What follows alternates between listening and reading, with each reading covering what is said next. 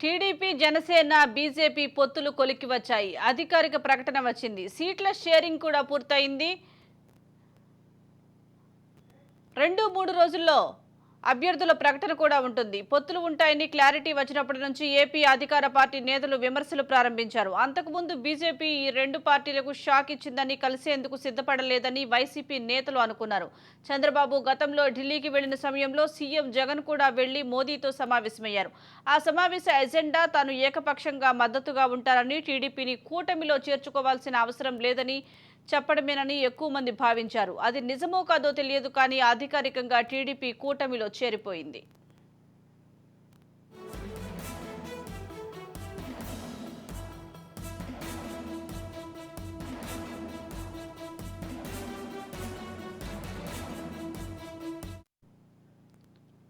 ఏపీలో NDA కూటమిపై YCP నేతలు విమర్శలు గుప్పించడం ప్రారంభించేశారు. ఎంతమంది గుంపులుగా వచ్చినా వైసీపీని ఏమీ చేయలేరని, త్వరలో జరిగే అసెంబ్లీ ఎన్నికల్లో మొత్తం 175 స్థానాల్లో వైసీపీనే గెలుస్తుందని ధీమా వ్యక్తం చేస్తున్నారు.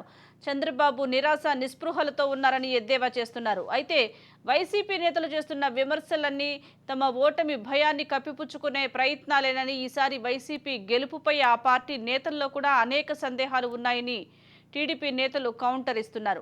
గెలవడం కష్టం కనుకునే బీజేపీతో పొత్తు కోసం చంద్రబాబు, పవన్ కళ్యాణ్లు ఢిల్లీలో పడిగాపులు కాస్తున్నారని ప్రభుత్వ సలహాదారు సజ్జల రామకృష్ణారెడ్డి దాదాపుగా ప్రతిరోజు విమర్శిస్తూనే ఉన్నారు. దమ్ముంటే ఒంటరిగా రావాలని సవాల్ చేస్తున్నారు.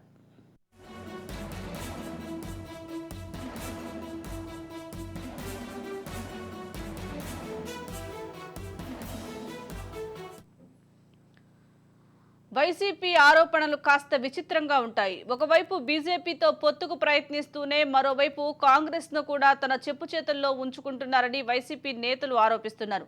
ఏపీ పీసీసీ వైఎస్ షర్మిలారెడ్డి తన సోదరుడు జగన్మోహన్ రెడ్డి చెప్పినట్లుగా కాకుండా చంద్రబాబు చెప్పినట్లుగా రాజకీయం చేస్తున్నారని సజ్జల అంటున్నారు.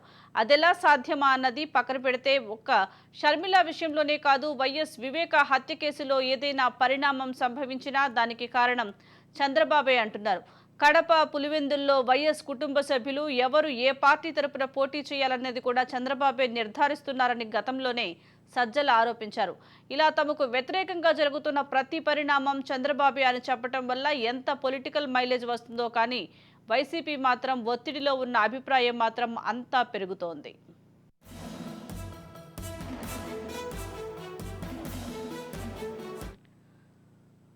రాష్ట్రంలో వైసీపీ పార్టీ ఎంత బలంగా ఉందో మిగతా అన్ని పార్టీలు ఏకమవటం ద్వారానే తెలుస్తోందని వైసీపీ అంటోంది. అసెంబ్లీ ఎన్నికల్లో జగన్ సింగిల్గానే వస్తారని, పొత్తులంటూ గుంపులుగా రారని వైసీపీ నేతలు అంటున్నారు. అయితే వైసీపీతో కలిసే పార్టీనే ప్రస్తుతానికి ఏదీ లేదు. అయితే దమ్ముంటే ఒంటరిగా రండి అని వారే ఛాలెంజ్ చేస్తున్నారు. ఇలాంటి ఛాలెంజ్లోనే వారి భయం కనపడుతోందన్న సెటైర్లు టీడీపీ నేతలు వేస్తున్నారు. జనసేన, టీడీపీ, బీజేపీ పొత్తుపై వైసీపీ నేతలు చేస్తున్న విమర్శలు భయానికి నిదర్శనంగా ఉన్నాయని అంటున్నారు. పొత్తు ఖరారు కాకముందు నుంచే బీజేపీ, జనసేన, టీడీపీలపై వైసీపీ నేతలు చేస్తున్న విమర్శల్లో ఎన్నికల్లో ఓడిపోతామన్న వారి భయమే కనిపిస్తోందని అంటున్నారు. 3 పార్టీలు కలిసి వస్తే వైసీపీ 3 చెరువుల నీళ్లు తాగాల్సి వస్తుందని, అందుకే పొత్తును చూసి భయాందోళనకు గురవుతూ తీవ్ర విమర్శలకు దిగుతున్నారని, ఈ విమర్శల ద్వారా వైసీపీ మేకపోతు గాంభీర్యం కనబరుస్తోందని వారంటున్నారు.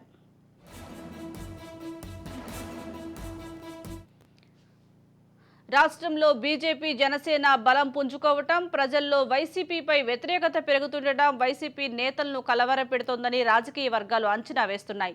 సంక్షేమ పథకాలు, అభివృద్ధి, ప్రభుత్వ ప్రాజెక్టుల విషయంలో భారీ సంఖ్యలో ప్రజలు అసంతృప్తి వ్యక్తం చేస్తున్నారు.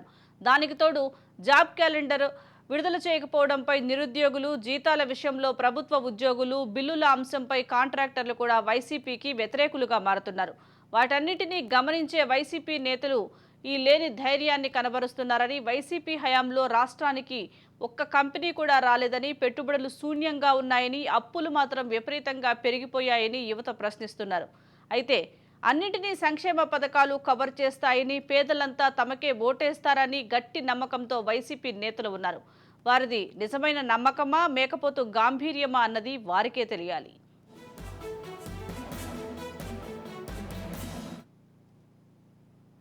బీజేపీ ఒంటరిగా పోటీ చేయాలని వైసీపీ అనుకుంది. దీనికి కారణం గత ఎన్నికల్లో బీజేపీ ఒంటరిగా పోటీ చేయటం వల్ల తమకే ఎక్కువ లాభం కలిగిందని అంచనాకు రావటమే.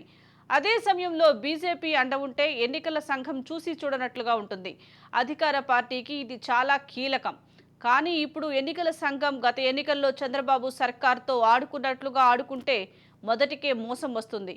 అదే ఇప్పుడు గేమ్ చేంజర్ అయ్యే అవకాశం ఉంది. పార్టీ అభ్యర్థుల విషయంలో సీఎం జగన్ ఇప్పటికే గందరగోళంలో ఉన్నారు. అటు ఇటు మార్పులు చేస్తూ వస్తున్నారు.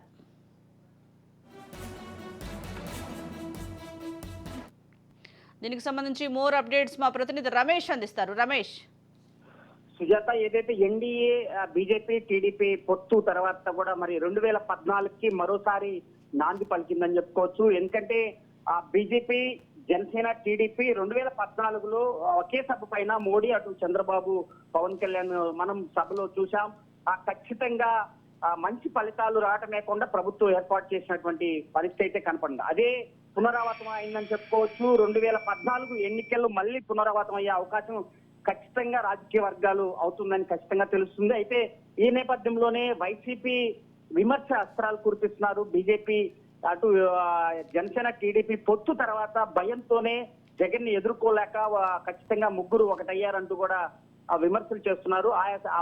ఆ పార్టీకి సంబంధించినటువంటి మంత్రులు కానీ ఎమ్మెల్యేలు కానీ చేస్తున్నటువంటి పరిస్థితి అయితే ఉంది. అయితే వైసీపీ పూర్తి స్థాయిలో 5 ఏళ్ల పాలనలో ప్రజలకి ఎంతవరకు నెరవేర్చారని చెప్పి కూడా పూర్తిగా కూడా ఎండగట్టే ప్రయత్నంలో కానీ అటు టీడీపీ జనసేన కూడా వ్యూహాత్మకంగా రాజకీయాల్లో ముందుకెళ్తున్నటువంటి పరిస్థితి అయితే ఉంది. అయితే ఇదే క్రమంలో వైసీపీ 100కి 100% నవరత్నాల పథకాలకు సంబంధించి పూర్తి చేశామంటూ కూడా మరి చెప్తున్నప్పటికీ ఖచ్చితంగా ఇవన్నీ కూడా కేవలం ప్రకటనలకు మాత్రమే కనిపిస్తుంది. కానీ వైసీపీకి సంబంధించినటువంటి పథకాలు కేవలం వాటికి సంబంధించినటువంటి పింఛన్లకు సంబంధించి కానీ అమ్మఒడికి కానీ లేకపోతే నాడు నేడు కార్యక్రమం, ఈ 3 కార్యక్రమాలు తప్ప మిగతా జాబ్ క్యాలెండర్ విషయంలో కానీ ప్రభుత్వానికి సంబంధించినటువంటి జీత భత్యాల గురించి కూడా 1వ తారీఖు కూడా ఇవాళ జీతాలు అందుతుందా లేదని కాంట్రాక్ట్ ఉద్యోగులు అదేవిధంగా అంగన్వాడీ టీచర్స్ అనేక ధర్నాలు చేస్తున్నటువంటి పరిస్థితి కనపడుతుంది. 3 రాజధానులు అన్నటువంటి వైసీపీ ప్రభుత్వం కనీసం ఒక్క రాజధాని కూడా ఇంతవరకు నెరవేర్చలేనటువంటి పరిస్థితి. అయితే 3 రాజధానులకు సంబంధించి అనేక వ్యవహారం కొనసాగుతుంది. మరి ఇంత మూర్ఖంగా వైసీపీ ప్రభుత్వం ముందుకెళ్తున్నటువంటి పరిస్థితి. 3.5 ఏళ్లుగా రైతులు ధర్నా చేస్తున్నటువంటి నేపథ్యంలో సాక్షాత్తు నిండు సభలో వైఎస్ జగన్మోహన్ రెడ్డి గత వైసీపీ అధికారం లేని సమయంలో విపక్షంగా ఉన్నప్పుడు వైఎస్ జగన్మోహన్ రెడ్డి ఖచ్చితంగా అమరావతి ఇక్కడే ఉంటుందని ఒక వాగ్దానం చేసినటువంటి అసెంబ్లీ నిండు సభలో వాగ్దానం చేసినటువంటి జగన్ మాట నిలబెట్టుకోలేదంటూ కూడా రైతులు రోడ్డెక్కినటువంటి పరిస్థితి. అనేక ధర్నాలు చేస్తున్నారు. 4.5 సంవత్సరం నుంచి కూడా ధర్నాలు చేస్తుంటే ఇంతవరకు కూడా కనీసం వారిపైన వారి పట్ల పరిష్కారం కూడా కోరినటువంటి వైసీపీ ప్రభుత్వం 3 రాజధానులు ఖచ్చితంగా ఒకే స్టాండ్ పైన ఉంటున్నాం. అటు వైజాగ్ సంబంధించినటువంటి పరిపాలన విభాగం కానీ అటు అమరావతికి సంబంధించినటువంటి అసెంబ్లీ సంబంధించి కూడా లెజిస్లేటివ్ సంబంధించి కూడా ఇక్కడే ఉంటుందని, అదేవిధంగా న్యాయపరమైన సంబంధించి కూడా కర్నూలు ఉంటుందని కూడా ఒక స్పష్టం చేసినటువంటి వైసీపీ ప్రభుత్వం ఖచ్చితంగా ఆదర్శగానే ముందుకెళ్తున్నటువంటి పరిస్థితి. అయితే సిద్ధం సభలు ఏర్పాటు చేశారు. ఇప్పటికే 5 ఈ రోజు మేదరమెట్ల, ఒంగోలుకు సంబంధించి మేదరమెట్ల కూడా ప్రకాశం జిల్లాలో సిద్ధం సభ జరుగుతుంది. సిద్ధం సభలకు సంబంధించి కూడా ప్రతిష్టాత్మకంగా తీసుకున్నటువంటి వైఎస్ జగన్మోహన్ రెడ్డి అన్ని జిల్లాల నుంచి ప్రజలని పెద్ద ఎత్తున కూడా అధికారంలో ఉన్నటువంటి వైసీపీ పార్టీ అధికారులని అడ్డం పెట్టుకొని అనేక ప్రభుత్వ బస్సుల ద్వారా కూడా ప్రజల్ని తరలిస్తూ ఏదైతే మన సిద్ధం సభలు ప్రజల్లో ఖచ్చితంగా వైసీపీకి ప్రభుత్వం పైన మంచి నమ్మకం ఉండబట్టి ఇంతమంది ప్రజలు వస్తున్నారని ఒక ప్రజల్లో ఎన్నికల వాతావరణం నెలకొన్నటువంటి నేపథ్యంలో ప్రజల్లో ఒక మెసేజ్ ఇచ్చేందుకే వైసీపీ వ్యూహాత్మకంగా ముందుకెళ్తున్నటువంటి పరిస్థితి కనపడుతుంది. ఇక ఇదే క్రమంలో జనసేన టీడీపీ బీజేపీ 3 పార్టీలకు సంబంధించి కూడా ఎన్నికల నగర మోగించబోతున్నారు. ఎందుకంటే బీజేపీ కలిసిన తర్వాత ఖచ్చితంగా రాబోయే మరి ఈ నెలలోనే ఈ నెల 17వ తారీఖు మోదీ ఇక్కడికి చిలకలూరుపేట నియోజకవర్గంలో ఒక బహిరంగ సభ ఏర్పాటు చేయాలని ఇప్పటికే వ్యూహాత్మకంగా ముందుకెళ్తుంది. అయితే చంద్రబాబు కూడా ఢిల్లీ ప్రెస్ మీట్ లో కూడా 3 రోజుల పాటు జరిగినటువంటి అనేక అంశాలపైన అగ్రనేతలతో జరిగినటువంటి అనేక అంశాలపైన చర్చించినటువంటి నేపథ్యంలో అవన్నీ కూడా పూర్తిగా కూడా మీడియా పరంగా వెల్లడించినటువంటి పరిస్థితి. చంద్రబాబు ఖచ్చితంగా వైసీపీ ప్రభుత్వాన్ని ఓడిస్తాము, అదేవిధంగా 3 పార్టీలు మళ్ళీ మరోసారి 2014 పునరావృతం అవుతుందని కూడా చెప్పినటువంటి పరిస్థితి. అయితే మోదీ రేపు 17 సభ ఉంటుందా లేదా 2-3 రోజుల్లో ఉంటుందా అని కూడా దానిపైన కూడా క్లారిటీ వచ్చే అవకాశం ఖచ్చితంగా కనపడుతుంది. నిన్న మనం పొత్తుల వ్యవహారం చూసుకున్న పొత్తుల వ్యవహారమే కాకుండా అటు అమిత్ షాతో నడ్డాతో మాట్లాడినటువంటి చంద్రబాబు, పవన్ కళ్యాణ్ ఇద్దరు కూడా రాబోయే ఎన్నికలు, సార్వత్రిక ఎన్నికల్లో అనుసరించాల్సినటువంటి వ్యూహాలపైన ఎక్కువ చర్చ జరిగింది. ఎందుకంటే వైసీపీ రేపు సార్వత్రిక ఎన్నికల్లో ఖచ్చితంగా బూతుల్లో కూడా దాడులు చేసే అవకాశం ఉంది. ఎందుకంటే అధికార పార్టీకి సంబంధించినటువంటి అధికారంలో ఉన్నటువంటి వైసీపీ పార్టీ తనకు అనుకూలమైనటువంటి పోలీస్ వ్యవస్థను ఇప్పటికే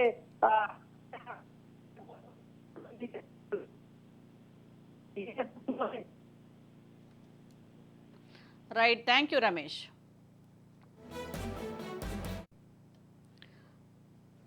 రాష్ట్రంలో వైసీపీ పార్టీ ఎంత బలంగా ఉందో మిగతా అన్ని పార్టీలు ఏకమవటం ద్వారానే తెలుస్తోందని వైసీపీ అంటోంది. దీనికి సంబంధించి మరింత సమాచారం మా ప్రతినిధి సుధీర్ రెడ్డి అందిస్తారు. సుధీర్ రెడ్డి, చెప్పండి. ఓవైపు టీడీపీ, జనసేన, బీజేపీ పొత్తులో భాగంగా సీట్ల సర్దుబాటు గురించి క్లారిటీ వచ్చింది. ఇక వైసీపీ తాము చేసిన అభివృద్ధి సంక్షేమ పథకాలతోనే ముందుకు వెళ్తోంది. అసలు ఎలా చూడాలంటారు పార్టీల పరంగా చూసినట్లయితే?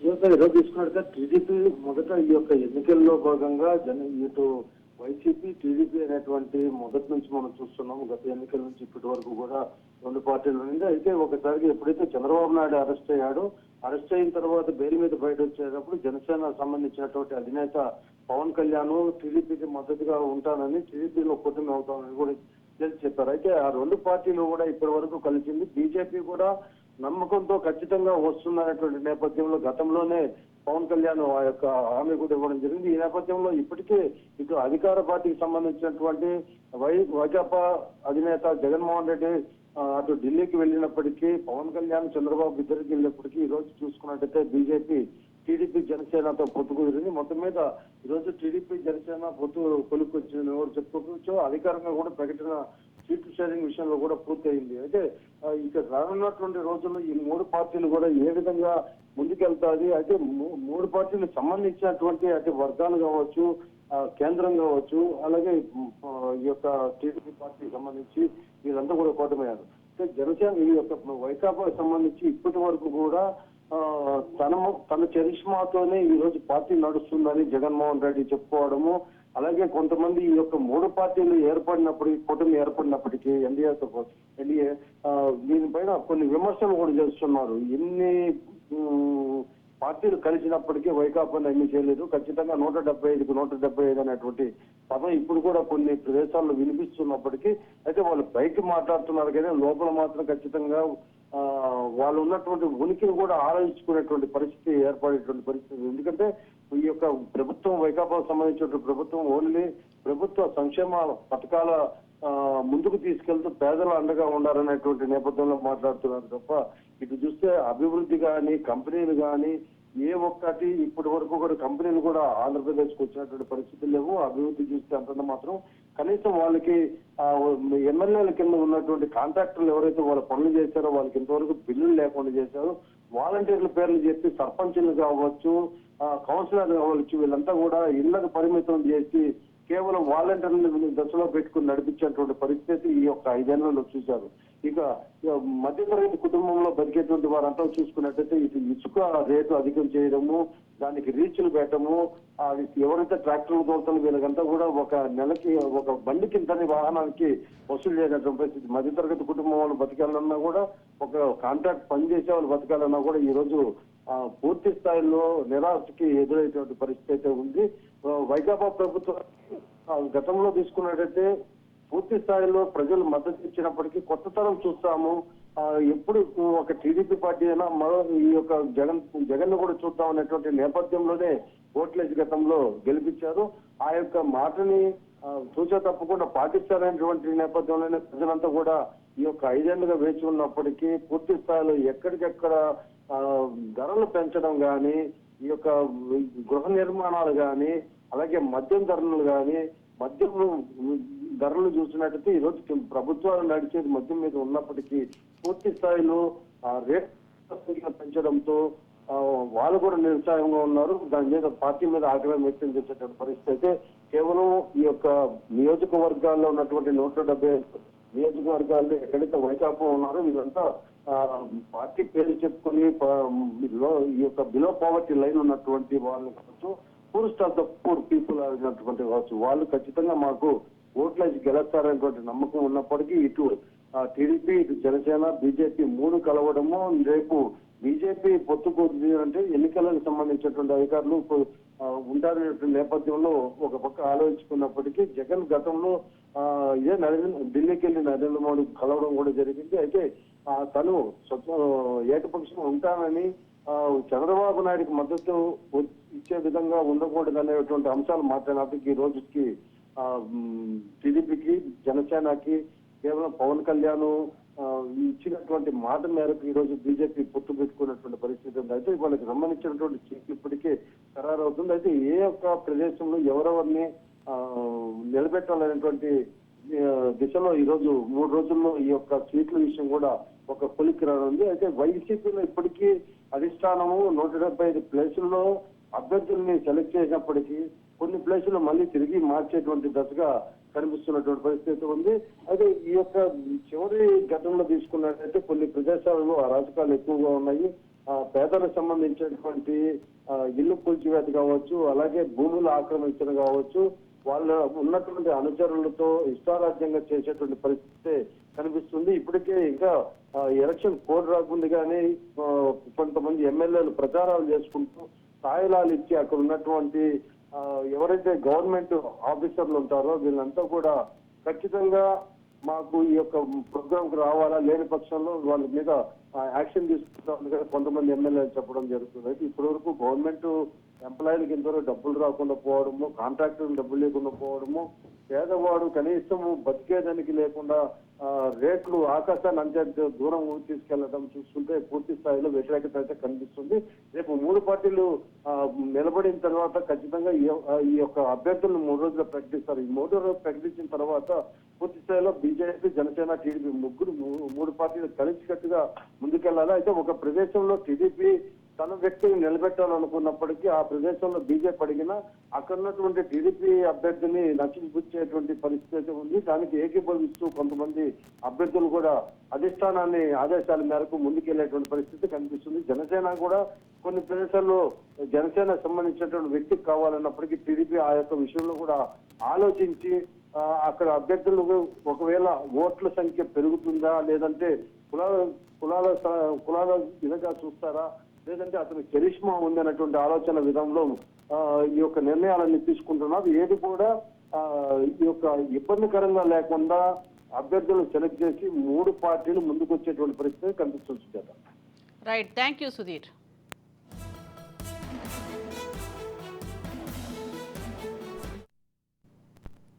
జనసేన, టీడీపీ, బీజేపీ పొత్తుపై వైసీపీ నేతలు చేస్తున్న విమర్శలు భయానికి నిదర్శనంగా ఉన్నాయని అంటున్నారు. ఇదే అంశానికి సంబంధించి పూర్తి సమాచారం మా ప్రతినిధి సుదర్శన్ అందిస్తారు. సుదర్శన్, చెప్పండి. ఒకవైపు టీడీపీ, జనసేన, బీజేపీ పొత్తుపై క్లారిటీ వచ్చింది, సీట్ల సర్దుబాటు కూడా జరిగింది. అలాగే వైసీపీ కూడా సింగిల్గా పోటీ చేస్తుంది. ఏపీలో రాజకీయాలు ఎలా ఉండబోతున్నాయంటారు? పొత్తుల విషయం వరకు గమనిస్తే మనం 2014 సీన్ రిపీట్ అయిందని చెప్పవచ్చు. ఎందుకంటే 2014లో ఇదే 3 పార్టీలు అదే వైసీపీతో తలపడ్డాయి. అయితే అప్పుడు వైసీపీ 57 సీట్ల వరకే ఆగిపోవాల్సి వచ్చింది. ఈ 3 పార్టీలు కలిసి ప్రభుత్వాన్ని ఏర్పాటు చేశాయి. తర్వాత టీడీపీ నుంచి 2 ఎంపీలు ఏకంగా సెంట్రల్ మినిస్టర్స్ అయ్యారు. కేంద్ర ప్రభుత్వంలో కూడా భాగస్వాములైన పరిస్థితి. ఆ తర్వాత పవన్ కళ్యాణ్ కు సంబంధించి ఒకరిద్దరికి ఆయన చెప్పిన వారికి నామినేటెడ్ పదవులు ఇవ్వడంతో ఆయన కూడా కూటమిలోనే కొనసాగారు. ఇప్పుడు మళ్ళీ వీళ్ళు 3 కలిసి అదే జగన్మోహన్ రెడ్డి పైన పోటీకి రాబోతున్న నేపథ్యంలో పరిస్థితులు ఈసారి కొంత డిఫరెంట్ గా ఉండే అవకాశం కనిపిస్తుంది. ఎందుకంటే అప్పుడు ఒక్క ఛాన్స్ పేరుతో జగన్ జనంలోకి వచ్చాడు. దాని ఎఫెక్ట్ చాలా ఎక్కువగా ఉన్నది. 2013లో ఒకసారి జగన్ కు అవకాశం ఇవ్వాలంటూ ప్రజలందరూ కూడా ఓట్లు వేసిన పరిస్థితి. అయితే ఇప్పుడు జరిగినటువంటి 5 ఏళ్ల పరిపాలనను చూసిన తర్వాత అందులో ఉన్నటువంటి లోటుపాట్లను, అలాగే ప్రజా వ్యతిరేకతను, వీటన్నిటి ఆధారంగానే ఈరోజు ఈ కూటమికి కొంత ఇక్కడ స్కోప్ దొరికే అవకాశం ఉంటది. మన పార్టీల పరంగా గిన విశ్లేషిస్తే ఇప్పుడు టీడీపీ ఎన్నికల నాటికి అంటే 22 సీట్లు 23 సీట్లు తో పోయిన ఎన్నికల్లో ఓడిపోయిన నాటికి ఇప్పటికీ చాలా బలం పుంజుకున్నదని చెప్పవచ్చు. చాలా సామాజిక వర్గాల్లో ఆ పార్టీ పట్ల సానుకూలత, సింపతి ఏర్పడింది. అలాగే అనేక ప్రజా సమస్యల పైన టీడీపీ ఇంతకాలం ఈ 4 ఏళ్ల కాలం చేసినటువంటి పోరాటాలు కూడా ఆ పార్టీకి కొంత బలాన్ని చేకూర్చాయి.